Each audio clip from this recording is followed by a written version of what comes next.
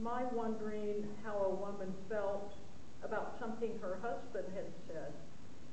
It's called A Meter Reader's Wife, and it's for Studs Terkel. Studs Terkel wrote a book called Working, and he interviewed people from a lot of different professions and jobs, including a guy who was a gas meter reader in Chicago.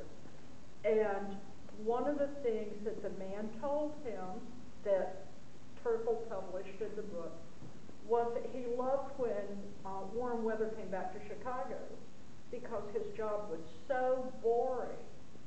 But once a warm weather came, women would sunbathe in their backyard, and they would undo the top of their bikini so they wouldn't have a tan line. And if he was quiet enough, he could come around the corner of the house and startle them, and they would jump up. And he tells this in such a way that you get the feeling that he considered it one of the perks of being a meter reader.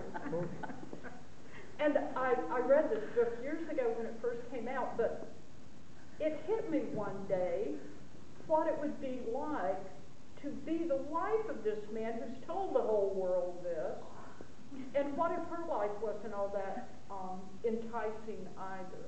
It's called A Meter Reader's Wife. I read what my husband said in that book about the nearly nude women in their sunny yards. All he ever says to me is snarling dogs and grimy basements.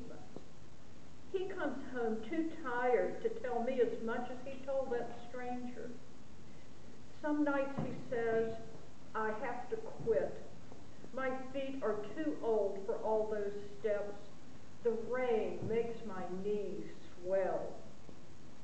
One night driving to my mother's, he told me, my route hasn't changed in 10 years. The yards stay the same. I just skip every other house and make up the readings. I wonder how he'd feel if I skipped half my work. I make my rounds too, from dirty clothes to dusty shelves. I cook dinners I can't eat. And when it rains, I know he'll come home muddy and angry, tracking my clean floors.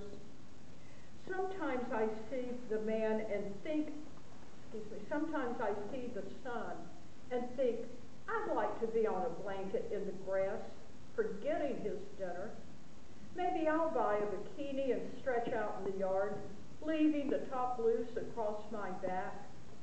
Maybe the man who reads our meter doesn't skip anyone's house. I'm not sure what to say. Nobody asked me what it's like to live with a man whose jacket smells like the wisteria beside some other woman's door. What it's like living with a man who tracks up the kitchen with mud from strangers' yards.